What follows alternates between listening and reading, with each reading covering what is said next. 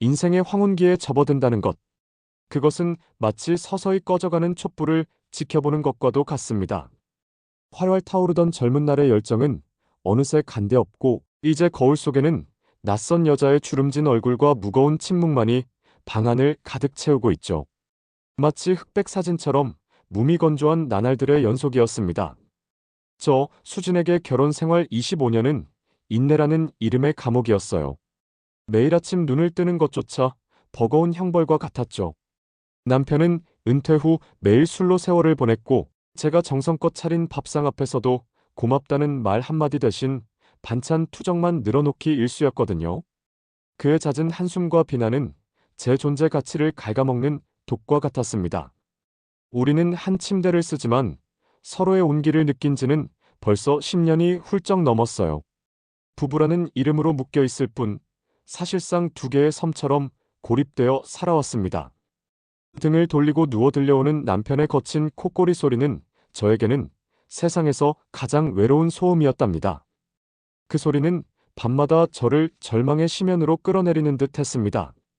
나도 한때는 누군가에게 꽃이었고 누군가에게는 목숨보다 소중한 연인이었는데 가슴 깊은 곳에서 피어오르는 서글픔을 억누르며 저는 매일 밤 침대에 엎드려 소리 없는 눈물을 쏟아냈어요. 백엔니지 축축하게 젖어갈 때마다 제 영혼도 함께 썩어가는 기분이었죠. 마치 살아있는 시체처럼 그렇게 매일을 버텨내고 있었습니다. 도대체 언제까지 이렇게 살아야 하는 걸까요? 제게도 행복이란 게 올 날이 있을까요? 잿빛으로 변해버린 제 삶의 한 줄기 빛이라도 비춰질 수 있을지 저는 매일 밤하늘의 별똥별을 바라보며 간절히 빌곤 했습니다. 벼랑 끝에 서 있는 저의 유일한 숨통, 그건 바로 민석이었어요. 고향 소꿉친구이자 제 첫사랑이었던 민석이. 그는 아내와 사별하고 고향으로 돌아와 작은 농장을 운영하고 있었죠. 우리는 가끔 만나 차를 마시며 옛 추억을 나누곤 했어요. 그때만큼은 제가 다시 20살의 수준으로 돌아간 것 같은 착각에 빠지곤 했답니다. 그의 눈빛 속에서 저는 잊었던 제 젊은 날의 모습을 발견할 수 있었죠. 수진아, 너 얼굴이 왜 이렇게 상했어? 그 사람이 또 너 힘들게 하니? 민석의 다정한 목소리는 얼어붙었던 제 마음을 녹이는 따스한 봄볕 같았어요. 그의 목소리에는 세상의 모든 위로가 담겨 있는 듯 했습니다. 그는 제 손등에 자리 잡은 거친 굳은 살을 보며 제 아픔을 자기 일처럼 아파해 주었죠. 그 손등의 굳은 살은 제가 얼마나 많은 서름과 고통을 견뎌왔는지 보여주는 증거와도 같았습니다. 남편은 평생 보지 못하는 제 슬픔을, 민석은 제 눈빛 하나만으로도 읽어냈습니다. 그의 따뜻한 시선과 부드러운 손길은 제게 잊었던 온기를 다시 느끼게 해주었어요. 저는 그의 존재 자체가 저를 다시 숨쉬게 하는 산소와 같다고 생각했습니다. 우리는 넘어서는 안 될 선이 있다는 것을 알면서도 서로의 존재에 점점 중독되어 가고 있었습니다. 이 관계가 위험하다는 것을 알았지만 벗어날 수 없었어요. 그가 아니면 저는 숨조차 쉴 수 없을 것 같았으니까요. 민석은 저에게 다시 살아갈 이유를 찾아준 유일한 사람이었습니다. 그의 존재는 제 삶의 깊은 균열을 일으키면서도 동시에 저를 지탱하는 유일한 기둥이 되어주고 있었죠. 그러던 어느 토요일 밤이었어요. 남편은 동창 모임에서 만취해 돌아와 거실 소파에 쓰러져 잠들었습니다. 시끄러운 콧소리 소리가 온 집안을 뒤덮었지만 역설적이게도 집안에는 시계추 소리만이 규칙적으로 들려오던 지독하게 고요한 새벽이었습니다. 그 정적은 저의 고독을 더욱 날카롭게 만들었습니다. 저는 안방 침대에 엎드려 멍하니 창밖의 달빛을 보고 있었죠. 달빛은 차갑게 제 방을 비추고 있었고 제 마음 또한 그 달빛처럼 차게 식어가고 있었습니다. 그때 거실 쪽에서 조심스러운 발소리가 들려왔습니다. 제 심장이 쿵 하고 떨어지는 듯한 느낌이 들었어요.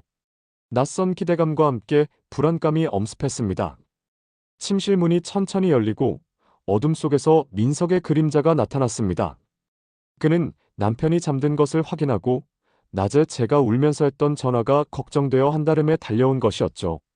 제 목소리에 담긴 절망을 그는 단번에 알아차렸던 거예요.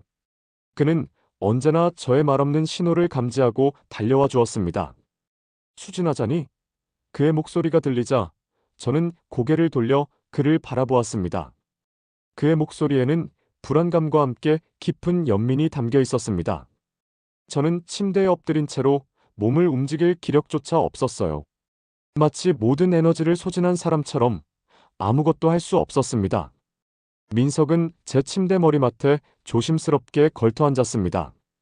그의 채취와 밤 공기가 섞여 제 코끝을 자극했고 그 익숙하고도 그리운 향기에 저는 순간적으로 안도감을 느꼈습니다. 그의 손이 제 손등 위로 살며시 겹쳐졌고 따뜻한 온기가 제 몸속으로 스며드는 것 같았습니다. 그는 한참 동안 아무 말 없이 저를 내려다보았습니다.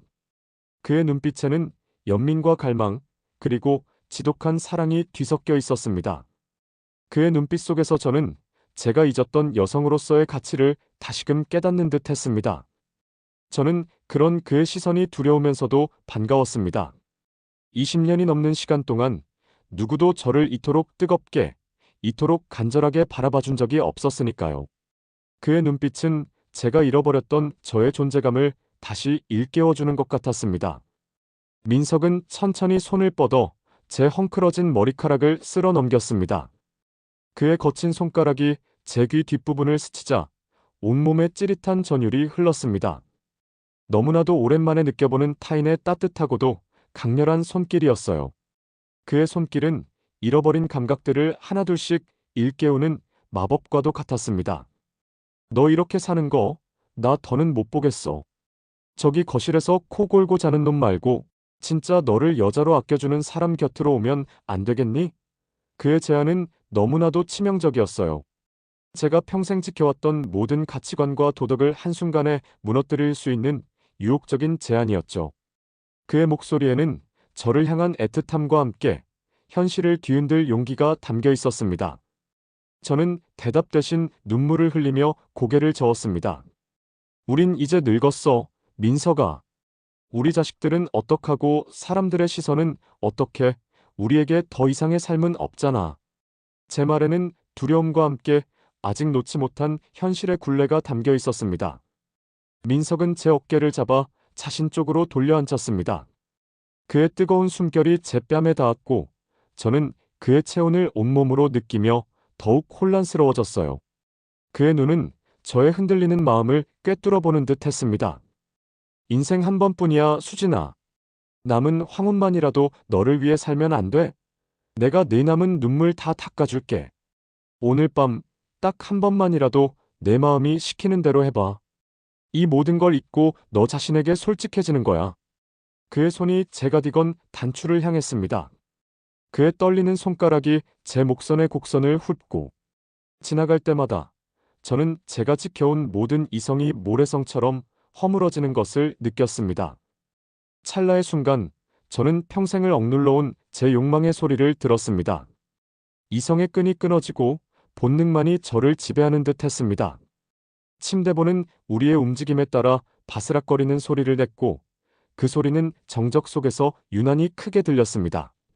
마치 우리 둘만의 비밀을 세상에 고하는 듯한 소리였어요. 그 소리는 저의 죄책감과 동시에 해방감을 증폭시키는 이중적인 감정을 불러일으켰습니다. 우리는 서로의 몸을 탐닉하기 시작했습니다. 30년의 세월을 뛰어넘어 다시 만난 첫사랑의 손길은 지독하고도 농밀했습니다. 그의 손길은 저의 모든 감각을 일깨우며 잊었던 여성으로서의 저를 되살려냈습니다. 그는 제처진 가슴과 주름진 뱃살조차 세상에서 가장 아름다운 보석을 다루듯 소중하게 입을 맞추어 주었습니다. 그 순간 저는 다시 여자로 태어난 듯한 기분을 느꼈어요. 마치 시간은 멈추고 세상에는 우리 둘만이 존재하는 듯 했습니다. 수진아, 넌 여전히 나한테 세상에서 가장 예쁜 여자야. 내 눈에는 늘 그랬어. 그의 진심 어린 고백에 저는 참아왔던 신음을 내뱉으며 그의 목을 꽉 껴안았습니다. 남편과의 관계에서는 한 번도 느껴보지 못한 영혼까지 빨아들일 듯한 뜨거운 결합이었습니다. 이토록 격정적이고 깊은 사랑을 과연 제가 경험했던 적이 있었던가 하는 생각이 들었습니다. 우리는 마치 내일이 없는 사람들처럼 서로를 갈구했습니다. 거실에서 들려오는 남편의 규칙적인 콧꼬리 소리가 들릴 때마다 죄책감이 비수처럼 꽂혔지만 그것은 오히려 우리의 쾌락을 더 자극하는 치명적인 촉매제가 되었습니다. 금기된 관계에서 오는 짜릿함과 위험한 스릴이 저를 더욱 깊은 나락으로 끌어당겼죠. 이 밤이 영원히 끝나지 않기를 바라는 간절한 마음이 들었습니다. 어두운 방 안, 오직 우리의 가쁜 호흡소리와 살과 살이 맞닿는 마찰음만이 우주의 전부였습니다. 저는 그의 구릿빛 어깨에 얼굴을 묻고 평생 억눌러왔던 욕망의 파편들을 쏟아냈습니다. 그것은 단순히 육체적인 쾌락이 아니라 죽어가던 제 영혼이 다시 숨을 쉬기 위해 내지르는 비명이었습니다. 메말랐던 제 삶에 다시 생명력을 불어넣는 뜨거운 불꽃과 같았습니다. 새벽 4시. 창틈으로 푸르스름한 새벽빛이 스며들 무렵 민석은 제 이마에 마지막 입맞춤을 남기고 떠났습니다. 내일 다시 전화할게. 잘 있어. 사랑한다, 수진아. 네가 원하는 대로 내가 다 해줄게. 그의 뒷모습이 문 너머로 사라지고 다시 정적이 찾아왔습니다. 방 안은 순식간에 차갑게 식어버린 듯한 느낌이었어요. 저는 그의 잔향이 사라져가는 것을 느끼며 텅 빈 허전함에 잠겼습니다. 저는 헝클어진 옷매무새를 다듬고 거울을 보았습니다.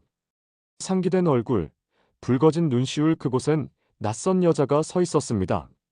어제의 저와는 완전히 다른, 알 수 없는 표정의 여인이 거울 속에 있었죠. 그 얼굴에는 불안감과 함께 알 수 없는 해방감이 뒤섞여 있었습니다.